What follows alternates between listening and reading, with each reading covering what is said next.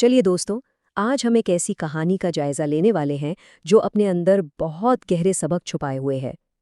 آج کی اس وضاحت میں ہم ایک نہایت ہی دلچسپ اور کلاسک اخلاقی کہانی سچا دل اور اندھا کنواں پر تفصیل سے بات کریں گے۔ اور دیکھیے، یہ صرف کوئی عام سی کہانی نہیں ہے، بالکل نہیں۔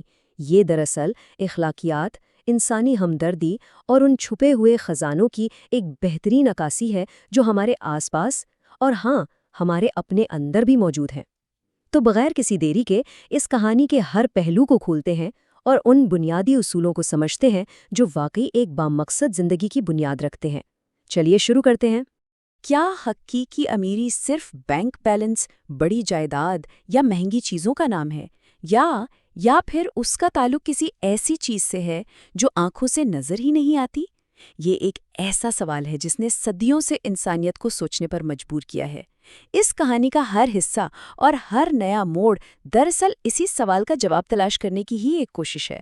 اور جیسے جیسے ہم اس کہانی میں آگے بڑھیں گے، یہ بالکل واضح ہوتا جائے گا کہ حقیقی دولت کی تعریف ہمارے عام معاشرتی تصورات سے کتنی زیادہ مختلف ہے۔ تو سب سے پہلے آتے ہیں کہانی کے پہلے حصے کی طرف، علی کی کٹھن زندگی۔ ذرا تصور کریں، ایک طرف بیمار والد ہیں اور دوسری طرف شدید قسم کی غربت۔ یہ ایسی حالت ہے جو کسی کو بھی بڑی آسانی سے مایوسی کے اندھیرے میں دھکیل سکتی ہے۔ عام طور پہ ہوتا کیا ہے؟ ایسی سختیاں انسان کو اندر سے تلخ بنا دیتی ہیں، لیکن یہاں علی کے کردار میں ہمیں ایک ایسی امید نظر آتی ہے جو ٹوٹنے کا نام ہی نہیں لیتی۔ وہ ایک نہایت ہی نیک دل لڑکا ہے۔ ٹھیک ہے، اس کے پاس وسائل نہیں ہے، لیکن اس کے پاس حالات کے آگے ہتھیار نہ ڈالنے کا ایک زبردست عزم ہے، اور یہی امید وہ واحد طاقت ہے جو اس مسلسل جدوجہد میں اسے زندہ رکھے ہوئے ہے۔ اب ہم کہانی کے دوسرے حصے کی طرف آتے ہیں، جہاں اندھے کنویں میں بچاؤ کی مہم پیش آتی ہے۔ ذرا اس منظر کو اپنے ذہن میں لائیں۔ ایک بالکل سنسان جنگل، لکڑیاں کاٹنے کی دن بھر کی تھکن، اور پھر راستے میں ایک پرانا، سنسان اور اندھا کنواں۔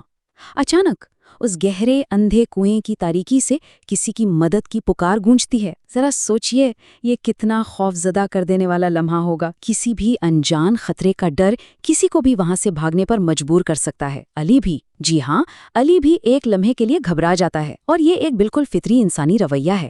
لیکن کہانی کی اصل خوبصورتی اس ڈر میں نہیں، بلکہ اس ڈر کے فوراً بعد کیے جانے والے فیصلے میں چھپی ہے۔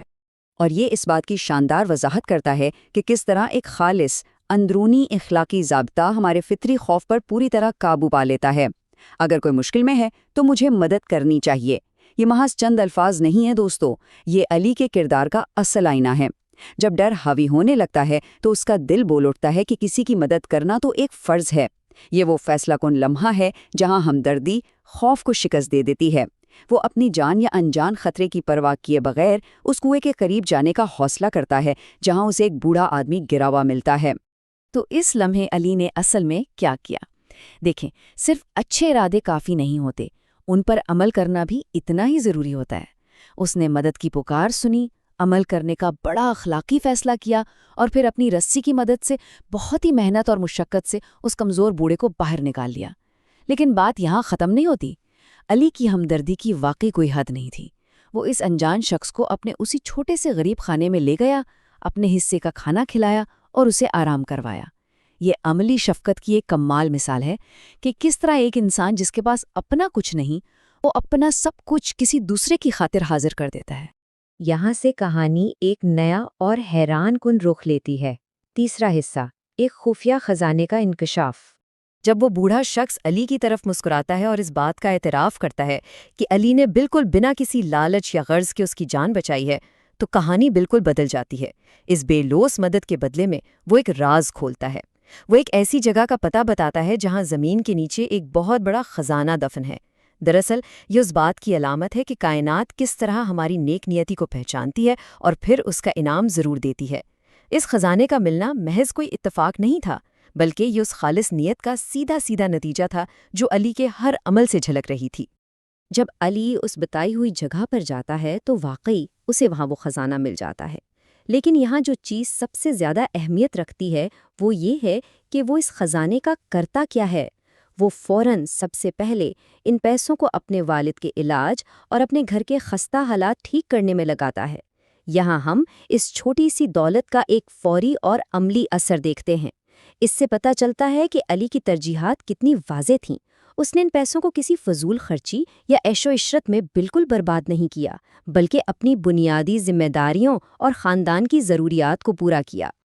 اب ہم پہنچتے ہیں کہانی کے چوتھے حصے پر، دولت کا حقیقی مطلب۔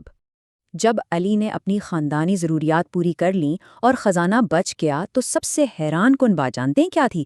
اس نے اسے صرف اپنے لیے چھپا کر نہیں رکھا، اس نے گاؤں کے دوسرے غریب لوگوں کی بھی بڑھ چڑھ کر مدد شروع کر دی۔ دیکھیں، ظاہری دولت تو وہ سکے ہیں جن سے اس نے دوائیاں خریدی اور لوگوں کی تکالیف دور کیں، لیکن روحانی دولت وہ اس کا سچا اور خالص دل ہے جس نے اسے اس بات پر آمادہ کیا کہ وہ اس خوشحالی کو باقیوں کے ساتھ بھی بانٹے۔ اصل فرق کیا ہے؟ ظاہری دولت بانٹنے سے ہمیشہ کم ہوتی ہے، لیکن روحانی دولت دوسروں کا خیال رکھنے سے کئی گنا زیادہ بڑھ جاتی ہے۔ تو سب سے اہم اور بنیادی نقطہ یہ ہے کہ اس ساری جدوجہد اور انعام کے پیچھے اصل مقصد تھا کیا؟ کچھ دن بعد کیا ہوتا ہے کہ وہی بوڑھا شخص دوبارہ سامنے آتا ہے، لیکن اس بار وہ کوئی عام یا کمزور انسان نہیں، بلکہ ایک نیک روح کے روپ میں نمودار ہوتا ہے۔ یہ روح علی کو زندگی کا سب سے بڑا سبق دیتی ہے کہ جو سکے اسے ملے تھے نا، وہ تو بس مٹی کی پیداوار ہیں۔ اصل اور حقیقی خزانہ تو اس کے سینے میں دھڑکنے والا اس کا اپنا سچا دل ہے، ایک ایسا دل جہاں لالچ کی کوئی گنجائش نہیں اور جہاں صرف دوسروں کے لیے پیار اور ہمدردی بستی ہے۔ اور آخر میں آتے ہیں 5ویں حصے کی طرف، وہ بنیادی اسباق جو ہم اس پوری کہانی سے سیکھتے ہیں۔ اس پوری وضاحت کا مکمل نچوڑ ان 3 خاص باتوں میں چھپا ہے۔ پہلا، اور یہ بہت ضروری ہے، ہمیشہ دوسروں کی مدد کریں، چاہے پاس وسائل نہ ہونے کے برابر ہی کیوں نہ ہو، کیونکہ سخاوت کا تعلق پیسے سے نہیں، نیت سے ہوتا ہے۔ دوسرا نقطہ ہمیں یہ بھروسہ دلاتا ہے کہ کائنات کا اپنا ایک زبردست نظام اور توازن ہے۔ خلوص نیت سے کی گئی کوئی ایک چھوٹی سی نیکی بھی کبھی رائیگاں نہیں جاتی، وہ گھوم پھر کر کسی نہ کسی بہترین شکل میں واپس ضرور آتی ہے۔ اور تیسرا، سب سے اہم پوائنٹ یہ ہے کہ اس دنیا کے معیار چاہے کچھ بھی ہوں، انسان کا اصل رتبہ، اس کی اصلی امیری، اس کے دل کی پاکیزگی سے ماپی جاتی ہے، اس کے بینک اکاؤنٹ سے بالکل نہیں۔ اس سارے جائزے اور تفصیل کے بعد ہم واپس اسی بنیادی سوال پر آ کے رکتے ہیں۔ اس کہانی کے سفر نے یہ تو بالکل صاف کر دیا ہے کہ مادی اشیاء یا پیسہ ہمیں وقتی طور پر سکون تو دے سکتے ہیں، لیکن دائمی سکون اور خوشی کا اصل راز وہی ہمدردی، اخلاص اور بےلوسی ہے جو ہمارے اندر موجود ہوتی ہے۔ تو اب یہ سچ میں سوچنے کا مقام ہے، کیا وہ دولت جس کی دوڑ میں یہ ساری دنیا پاگل ہوئی پھرتی ہے، کیا وہ واقعی ان خزانوں سے زیادہ قیمتی ہے جو ایک انسان اپنے سچے دل کی صورت میں خود اپنے اندر سمیٹے ہوئے ہیں؟ اس بے حد گہری سوچ کے ساتھ آج کی یہ وضاحت یہیں پر ختم ہوتی ہے۔